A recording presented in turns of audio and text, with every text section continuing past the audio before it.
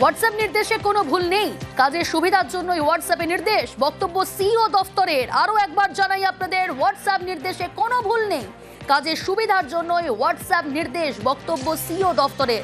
এ বিষয়ে আরো ডিটেল জানাবে সোমরাজ, রয়েছে আমার সঙ্গে টেলিফোন লাইনে। সোমরাজ, দেখো, রাজ্যের মুখ্য নির্বাচনী আধিকারিকের দপ্তরের বক্তব্য, হোয়াটসঅ্যাপ নির্দেশে কোনো ভুল নেই, কাজের সুবিধার জন্যই এই ধরনের পদক্ষেপ করা হয়।